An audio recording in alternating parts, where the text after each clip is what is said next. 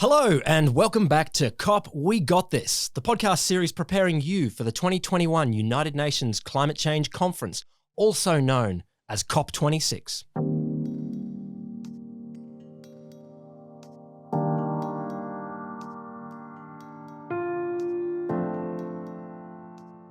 COP26, we got this.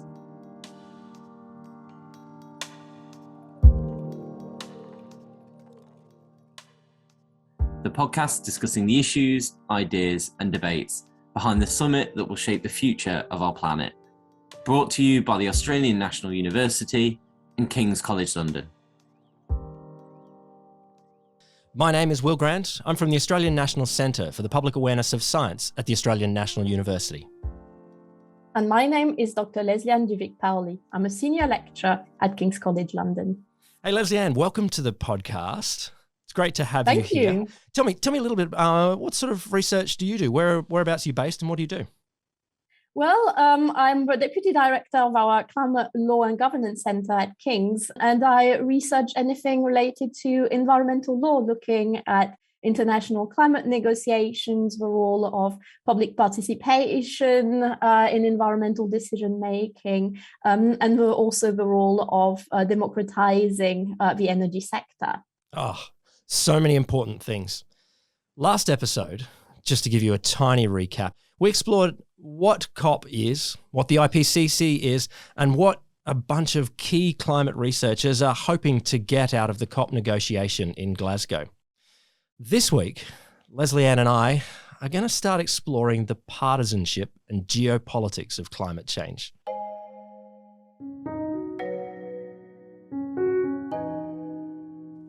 Climate change is one of our most intractable political issues that we have to face today. It's known as a wicked problem, and it's very divisive, both domestically and internationally. Yeah, I struggle to think of a more complicated political issue, really. It hits on all the buttons that really pull apart societies at the domestic level, as you said, Leslie-Anne, and internationally. I think it's an amazing feat that we've got this far. We've got so much further to go, but I think exploring the politics is such an important thing that we need to do.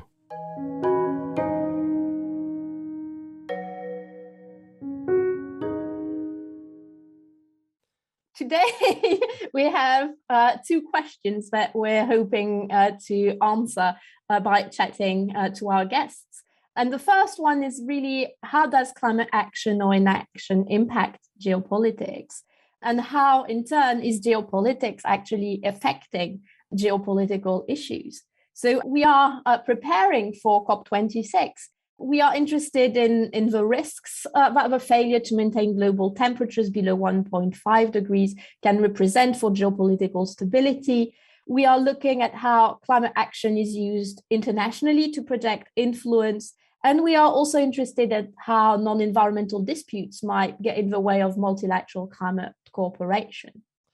Fascinating stuff. We're also going to explore the political stances on climate change and why they're so different in different countries around the world.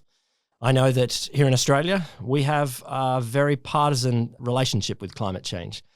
We have splits between the different parties, but even within parties, different tensions are pulling in different sorts of directions. And that seems to echo in countries around the world. And it's critical, if we're going to get resolution on climate change, to find ways to get past these partisan divides. To do this, we're going to be talking to two experts. From the Australian National University, we're going to be talking to Rebecca Colvin from the ANU Crawford School of Public Policy. I'll give her a bio in just a second. From King's College, we'll be talking to Professor Kerry Brown, who's the director of the Lao China Institute. Fantastic. Without further anything ado, we're going to dive in and talk to Beck Colvin.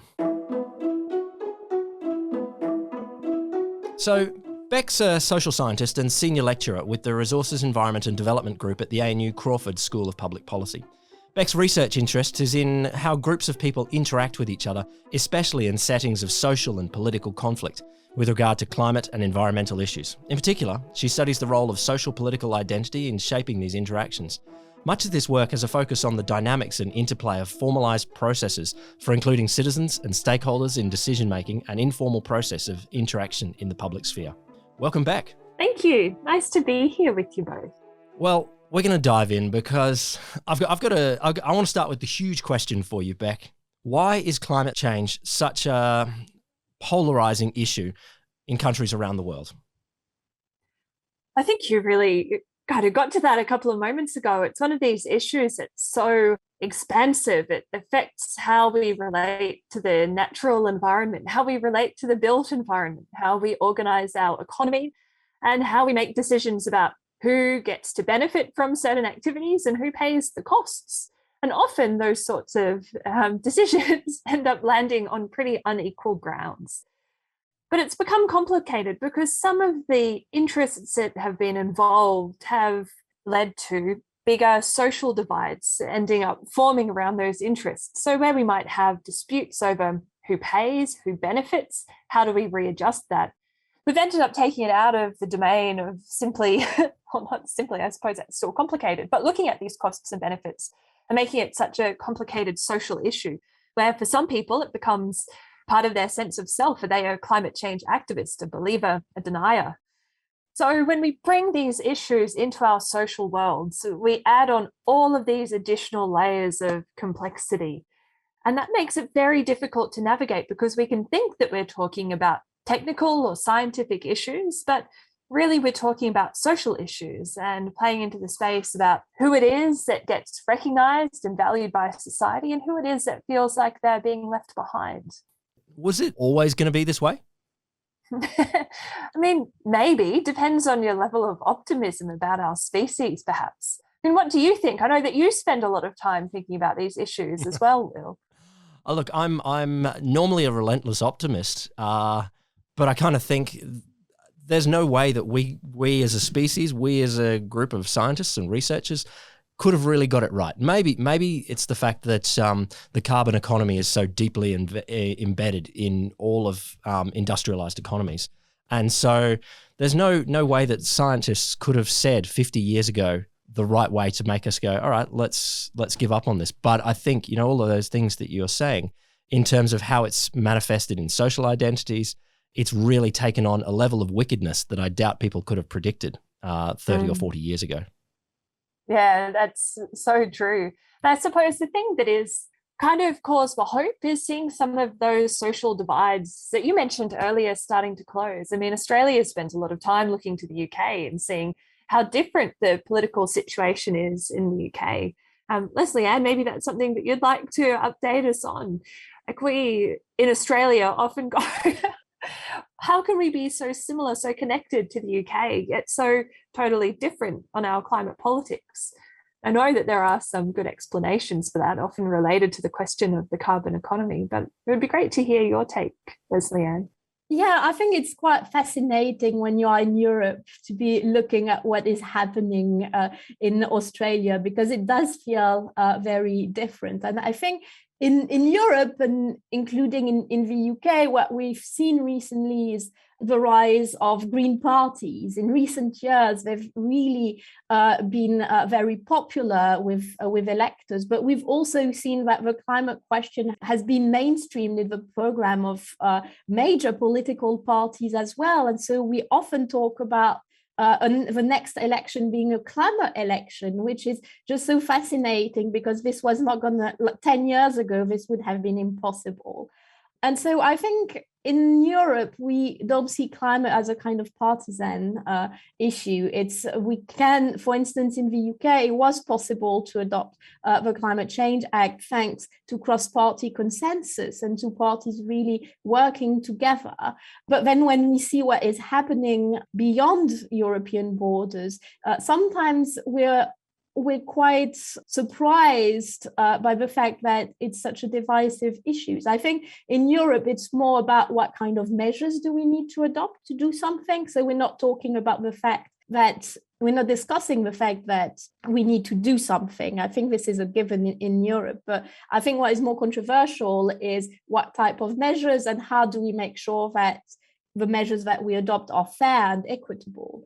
But my impression is that in Australia, this is not yet where the debate is. Am I right in thinking that? Well, we're kind of at this curious spot at the moment. I mean, at the time of recording anyway, it seems like every day is a little inch toward a net zero by 2050 target. And that is the sort of thing that has a lot of folks who are kind of obsessed with the Australian situation celebrating. Of course, that's just one step toward making interim targets and getting some of the mechanisms in place to actually achieve it, to having honest conversations with sectors of the economy, with people who work in sectors of the economy that inevitably must change and are changing. So we do feel like we're pretty far behind. I don't know, is that fair, Will? Do you feel like we're pretty far behind? I feel we are, but it's very difficult to read. I mean, there are definitely countries that are doing a lot more than Australia and have moved a lot further on the political conversation. Absolutely. You know, as Leslie-Anne was saying, in terms of European countries where it's debates about what actions to take, we're still having debates about whether we should take action or not. I'd love to. It's very difficult to read the truth on that. Leslie-Anne, I guess there's a question here for you that in Australia, we probably have something like 70 to 80% of people want to take action. It's just that our politics hits a weird way that 20% who don't want to take action don't quite wield the wrong power, but they happen to be in particular electorates, or the ways that our makeup of power is that we aren't able to marshal that 80% together. Is the situation different in Europe, that you have maybe 100% of people want to take action? It can't quite be that. It just maybe they play differently. Yeah, I wouldn't know the numbers exactly. I think climate change is one of the top concerns in Europe, and that's maybe something that is also important in terms of how people relate to climate change. I think they're really concerned about the impacts, and they're really worried about the fact that if we're not doing something now, then they will have to suffer the consequences in a few decades. Then I'm not sure if I would be quite curious to know, for instance, if in Australia the question is about political parties or voters. Is it just the politicians that are not happy to take action, and why are they not taking action? Is it because they think they might not get re-elected? And in Europe, I think now things are moving. Now the argument is not anymore, well, we're worried that we might not be re-elected if we actually take climate measures, because I think now it's the opposite. Is like, if you're not going to change anything, then in particular all the young generations are not going to be voting for you anymore. So I wonder if in Australia the problem is about the political parties, or if it's about the voters who are actually putting pressures on the political parties to just keep the status quo. Well, some research, like Will mentioned the 80% figure, and some research from earlier in the year was showing that among voters, we do get those levels, like the 80% level of desire for action on climate change, but climate change isn't a decisive factor, or certainly wasn't at the last federal election, for most people in determining their vote. And that's even among the people who would say that climate change is extremely important to them. They couldn't give a higher rating of climate change, but still not necessarily the decisive factor. So there's something interesting where we've got this great will for climate action in Australia, or this big majority, but it's not necessarily playing out in the polling booth. So then we have our Liberal Party, party of government, part of the coalition, where there are some very senior figures making significant statements just in the last week or so about the need for moving with the rest of the world on climate change. But the minor partner to the coalition, the National Party, seems to be the greatest sticking point. Is that the right term to use? And that's kind of interesting, because the Nationals get, 4% of the vote Australia-wide, but that's so well concentrated in particular electorates that they end up with 20 out of 150 odd seats in the House of Reps or something like that. But the Nationals are in an interesting position, because traditionally they've been the party of Country Australia. And Country Australia has this deep connection to farming and agriculture. That's been shifting in recent years, with some quite outspoken members of the National Party. So Matt Canavan, for instance, quite openly saying, farmers are still only about 3 to 4% of our vote. So why do we spend all our time caring about farmers? Actually, we're thinking about regional economies, and in regional Australia, mining is such a big deal. So we need to be focusing on the role of mining. So even within the National Party, like Will, you mentioned before about the splits within parties, there's this tension in the National Party about who the party speaks to. And just a couple of weeks ago, I've been doing some work speaking with Australian farmers who are quite engaged on the issue of climate change. And the question of the National Party and politics in general came up quite a few times.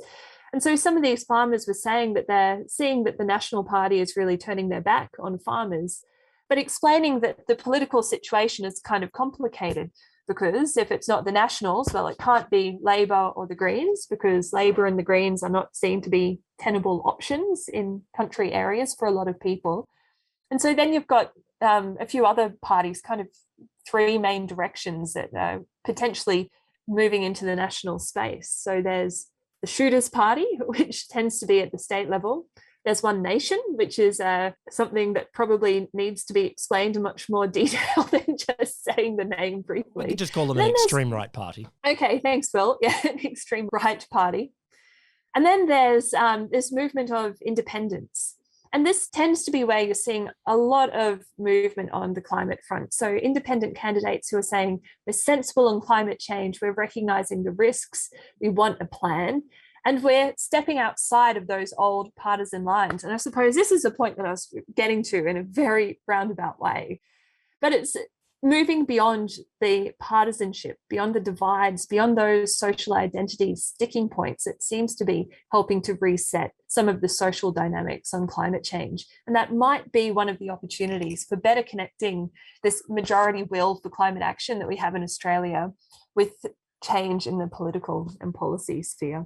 There was a thing that I've been thinking about here while we're talking about the 80% sort of figure. You know, don't take that with solidity. It varies, but we could say in Australia there are a lot of people who do believe climate change is a key threat, and it's well more than a majority. Similarly, in countries around the world, and I bet you could probably go into the Australian Parliament and probably find a similar number of people who believe that climate change is a significant issue. So you might, within the left-wing party, the Labor Party, you would have most people there saying climate change is a significant issue. Within the Liberal Party, you would have a lot of people. Within the Nationals, not very many. If you were to add, those collections differently, we would probably come to a majority of people that want to take action. The problem I think we have in some senses is that winner takes all sort of mentality and party identification. And this is why I think European people might say, why don't you just form some sort of consensus? Why don't you bring parties together in a different sort of way?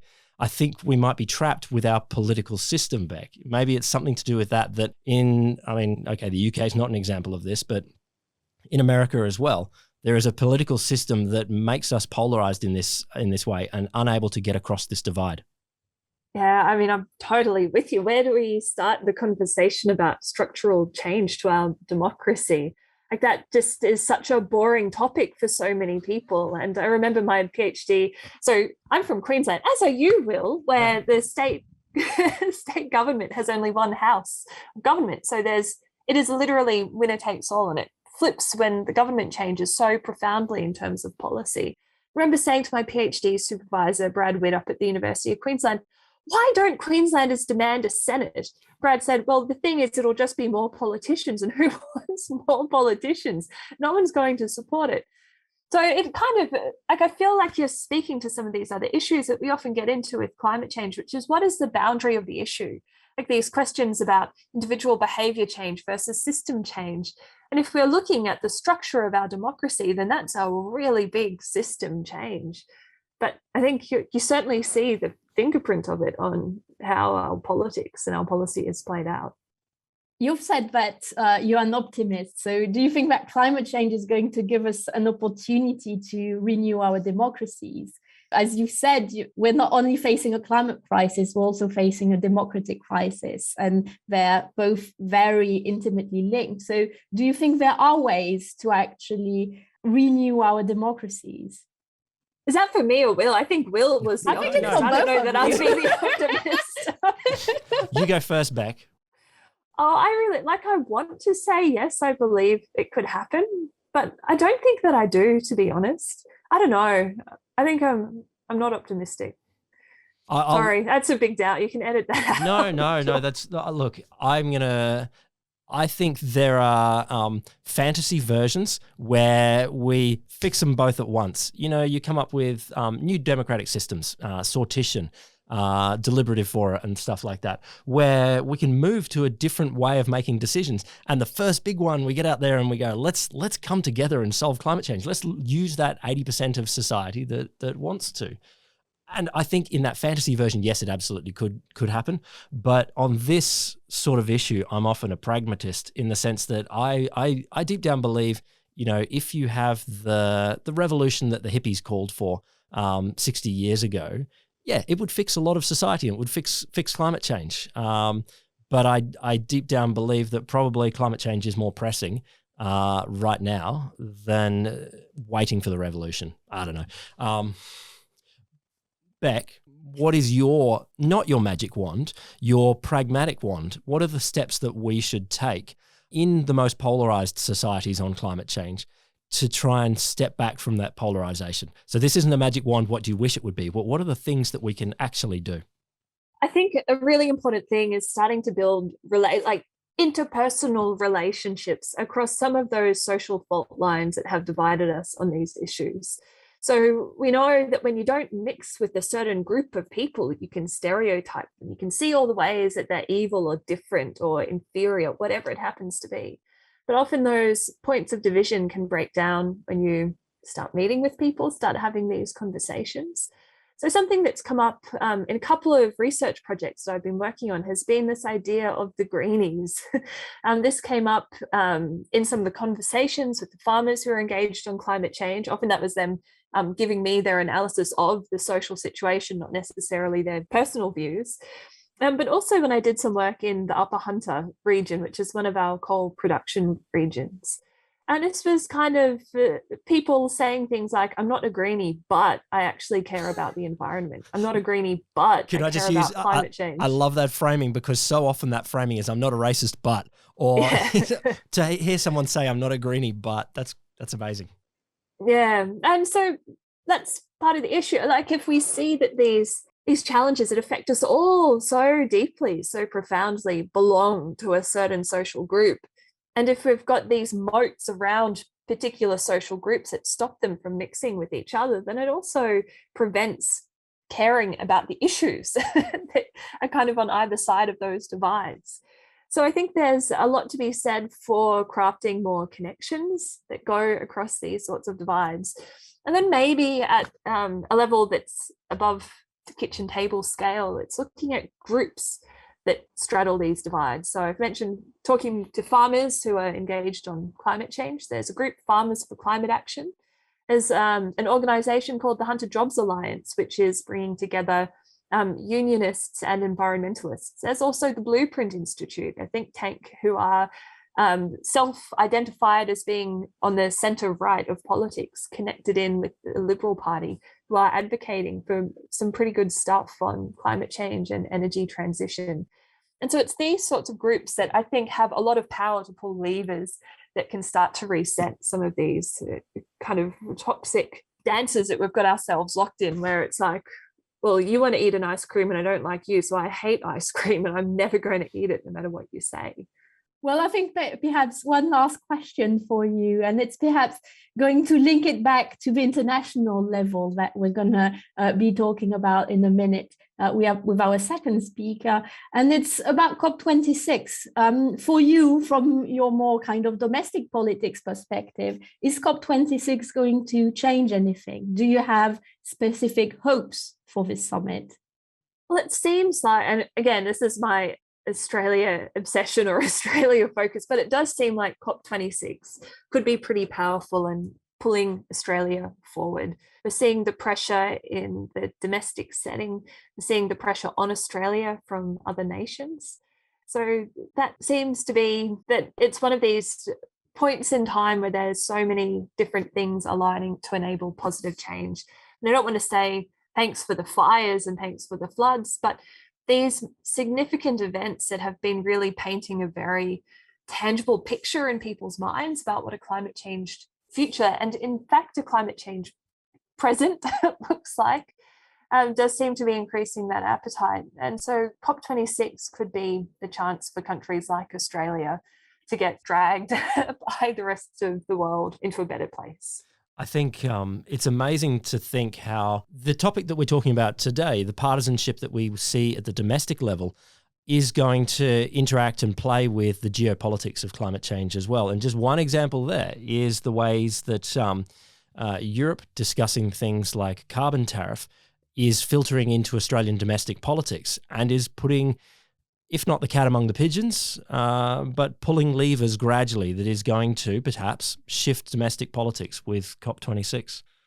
Fantastic to chat to you, Beck. This is great. Leslie-Anne, I'm so looking forward to how we weave this together with Professor Kerry Brown.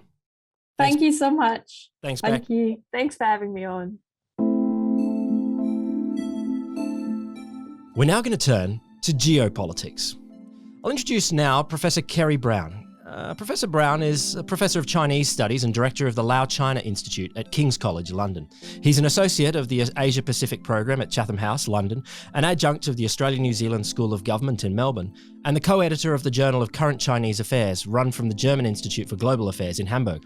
He's the president-elect of the Kent Archaeological Society and affiliate of the Mongolia and Inner Asia Studies Unit at Cambridge University. Welcome, Professor Brown. Or should we go with Kerry? I don't know what we do there. Fine, you can just call me Kerry. Thank you. Welcome. Thank you. Welcome along. Now, geopolitics is the thread that is underpinning so much of climate change negotiation, discussion these days. Is climate change the defining geopolitical issue of the 21st century? Yes. I mean, I think it was Toby Ord wrote a book about the existential problems facing humanity called The Precipice. He said there were, I think, 4 broad problems. There was climate change, pandemics, kind of being hit by a meteor, and artificial intelligence. In his book, he said, in fact, that the greatest imminent threat was artificial intelligence because of creating entities which were smarter than us, which from the UK's position at the moment, looking at our government, wouldn't be too difficult. So, I mean, he sort of, kind of gave that the priority. But I think for this issue, the striking thing is that whereas for artificial intelligence and the threats that poses, there isn't probably a consensus at the moment about how to deal with that because it's emerging and it's so new. I think for climate change, there is a consensus, and I think it's getting stronger and stronger. And I think there's a kind of alignment between publics in very different political environments. And for China and the West, although there's, as we'll say a bit later, much, much deeper problems than we thought even a couple of years ago, in this area, there is agreement. And I think that's one of the few positives at the moment. I mean, whether that will lead to an outcome in COP26 and other agreements that are coming along, who knows? But at least there's a broad framework of common understanding. So we've been talking about with Beck about the fact that climate change is a very divisive issue, but you're telling us that there's actually hope, and that you've said there's an alignment, and I think this is very interesting to look at the positive aspects as well. So how is it in China? Could you tell us a bit about how climate change is seen by political elites and also by the public? Is there an alignment also between what the political elites are thinking and what the population in China, how it is seeing climate change? Yeah, I mean, the strange thing is that rapid industrialization in the last 50 years in China has had a massive impact on the environment, and it's visible. Water quality, soil quality, air quality, the impact on health of poor, environment. These are all things that have been measured in China, outside China. This is an area which has had intense focus. And so, I mean, there's been an environmental movement in China. It wasn't always directed by the government. In the 1990s and then 2000s, there were fairly powerful non-government organizations uniquely that operated outside the party state, kind of organization. The current leader, who everyone obsesses about, Xi Jinping, and says is the great autocrat, and he's going to take over the world and start running our mines and everything. But actually, before he became a central leader in 2007, he was a provincial leader in a province called Zhejiang, which is close to Shanghai, very highly industrialized, but kind of very dynamic, but one with very big environmental issues. And before environmentalism was popular, he wrote quite a lot as a provincial leader with no likelihood of being the main central leader about environmentalism and the importance of looking after the environment. So I suppose you could say since 2012, China has a dominant leader who, at least on this issue, does not think that protecting or looking after the environment and combating climate change is the business of the outside world. You know, at the Copenhagen 2009 conference on the environment, China basically pushed the responsibility to others and said, you're the developed countries, you're the ones that get all the benefits of industrialization. Now we're getting them and you want us to suddenly slow down. I mean, there's no longer that idea. It's basically Chinese leaders like Xi saying, we look after the environment because it's important for us too. I mean, it's something that really impacts on our lives. And finally, in 2012, when he came to power, there were these horrible smogs in Beijing. I remember being in Beijing, at that time, and you couldn't see, the building just opposite the one you were living in. It was just terrible. And I think there's an understanding that people, the middle class in particular, who matter to Xi Jinping, they really care about their environment. And so this is something which has a popular appeal to them. So that's why there's, I think, an alignment. I think that's a fascinating thing to hear, Kerry, because the discourse that we often hear outside of China, inside of Australia, maybe this happens in other parts of the world, that China was on a relentless growth trajectory and that the environment was just something that would be run over. And perhaps people are using this in the rest of the world to say, we won't act because China is never going to. But it's really heartening to hear that actually environmental movements in China are much stronger than that. So environmentalism, I think, is strong as long as it's guided by the government. And the government on the whole at the moment wants to do things to protect the environment and put resources into that and make commitments like, reducing China's carbon emissions from 2030 and eliminating them completely by 2060. So environmental groups that work within that rubric, which is a reasonable rubric, they're going to be okay. I mean, there's not a lot of space for people to go beyond that and look at particular issues. Non-government organizations have certainly been clamped down on. But I mean, in this area, at least, I think there's an alignment. The problem is really that China's environmental issues are so massive. It set itself targets, it set itself, kind of commitments. It's committed to Paris 2015, all of these things. But its addiction to fossil fuels is still huge. I mean, it's 70% of its energy has come from fossil fuels. That doesn't look like it's going to change. I mean, that's been the same statistic for a long time, long as I've been dealing with it, which is about 20 years. It uses lots of renewables, it uses lots of solar power and wind power and nuclear, builds huge numbers of nuclear power stations. However, its need for significant amounts of energy is huge. And that's not an issue that anyone can do much about because China has to produce growth. So it is in a classic quandary. Lots of need for growth, but also every kind of unit of growth it produces is also polluting. So then what's the place for China in international climate negotiations? You're saying that they're very reliant on fossil fuels, but at the same time, I think they're really engaged in multilateral cooperation when it comes to climate change. And we've seen that the deal with the US, the bilateral deal with the US in 2015 was really instrumental. 2014 was really instrumental to the adoption of a Paris Agreement. But now I think the relationship between the US and China has changed dramatically in the last 5 years. And it's probably a bit difficult to disentangle from the climate problem and other in issues that are occurring between the US and China. So what's the kind of cooperation that we can foresee in the future? What's next for the US-China relationship when it comes to climate? Despite the fact that since the beginning of the pandemic, or indeed since the Trump era and the kind of big fights over trade, US-China relations have been bad. I mean, no one could pretend that they've been particularly healthy recently. And that has continued under Biden. There's been no big change. One of the things where they continue to have a productive dialogue and, made progress is on, climate change, the environment. John Kerry went to Beijing earlier this year, despite the US and China having bilateral talks in Alaska, which were pretty bad, at least publicly. Kerry's delegation in Beijing seemed to be pretty harmonious and at least pretty productive. But they're not really at the point of talking about binding commitments now. I mean, that's the crunch point.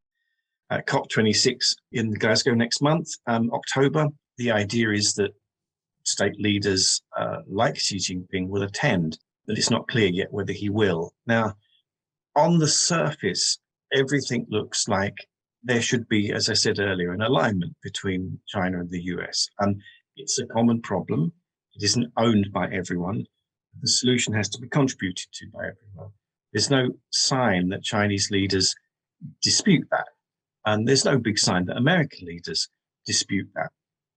But what I've learned in the last 5 years is that one must never underestimate irrationality and sometimes blatant stupidity. It is perfectly possible at the moment that because of political reasons, which will be short term, between the US and China over, angers about accusations about the political relationship between the US and China, that would impact on a climate deal, because it kind of makes any leaders just act very, very kind of emotionally and not really kind of focus on logical things. Xi Jinping is regarded as being all-powerful, but he has to answer a domestic constituency. And one thing that is important at the moment is him looking strong and forceful in the international forum, because Chinese people think it's China's moment. So a deal which is presented as politically weakening or politically demeaning for China is going to be a problem. And the Americans may present a deal that way, even though that's not the truth about the deal itself. The political presentation of what happens in these negotiations in the next month to year or two is going to be absolutely, huge. And the final thing is, it would have been better to go into this process with more bland and more calm political, kind of environment. That's not going to be the case. So the question is, to what extent the more time-limited but severe geopolitical issues between particularly the US and China, though the US involves lots of others, will impact upon the longer-term agreements that the US and China are trying to make in concert with others. And that is a complicated formula to work out, and I'm not entirely convinced it's going to be. It's not going to be straightforward, but I don't know whether it's going to lead to the best kind of outcome it could. I'm more pessimistic than I was a year ago. Can I ask you, Kerry, to put your speculating hat on then and just speculate? Do non-climate change geopolitical pressures make climate change harder to resolve? Or are they going to stay separate issues? Or throughout the next 50 years, we're going to see climate change possibly cruelled by other elements of geopolitical strategy? Well, in the past, geopolitics has impacted. The US withdrew from, the climate change agreement and Paris under Trump because of domestic political issues. So domestic politics matters a lot. And although I don't think, so with China's leaders, we're not dealing with people that dispute the science of climate change. You really sometimes wonder when you listen to, leaders in Brazil or in Australia, who sometimes speak as though it's not as big an issue as it could be, despite all the evidence in front of their eyes. So with China's leaders, we're not dealing with that. However, we're dealing with a very difficult situation in which the United States and China are in a battle of egos, basically. And at some point in the next few years, China is going to overtake the US as the world's biggest economy. And that's a psychologically huge moment. And it's really a big question about what, kind of America is going to do with this as this happens.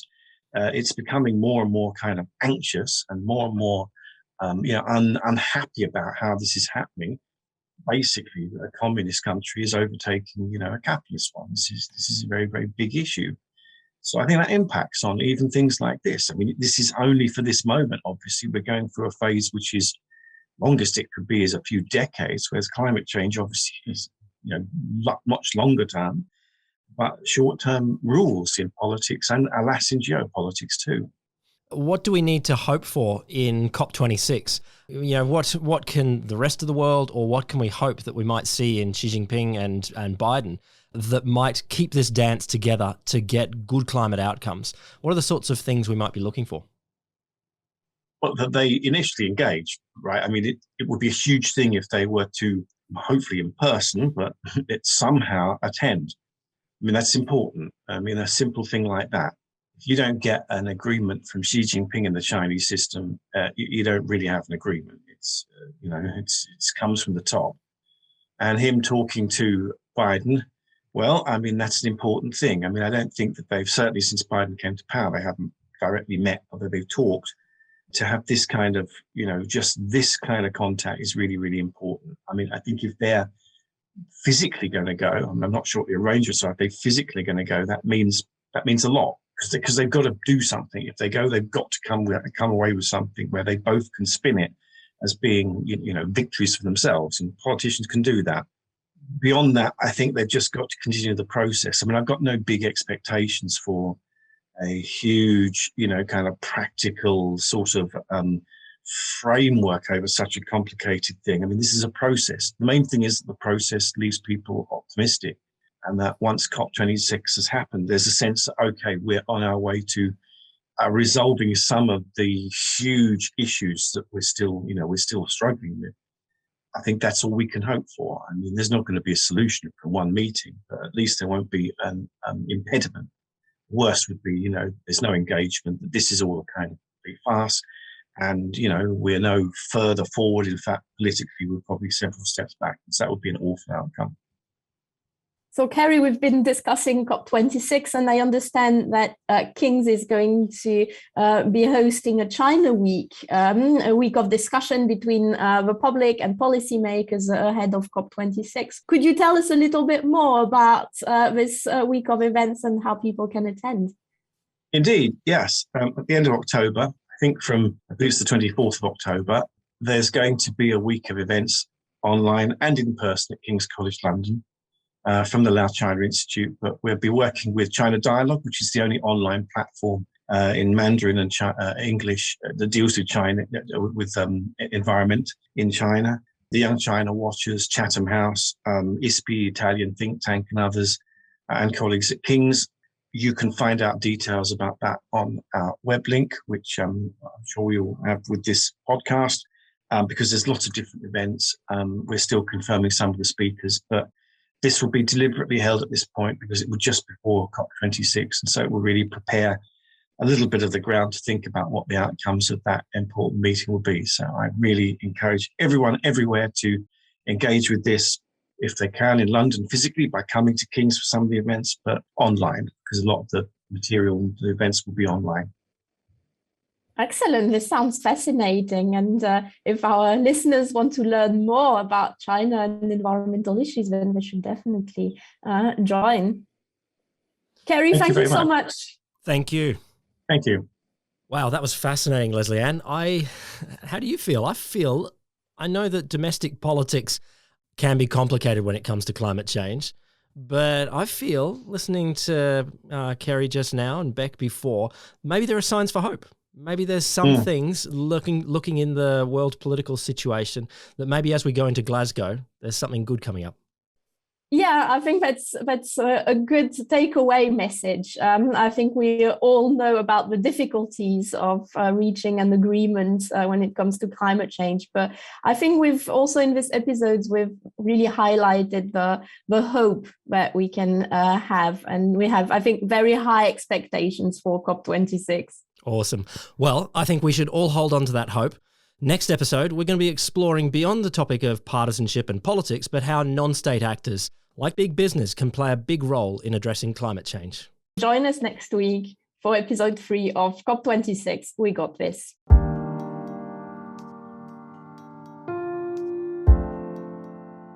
This was a special production by the Australian National University and King's College London.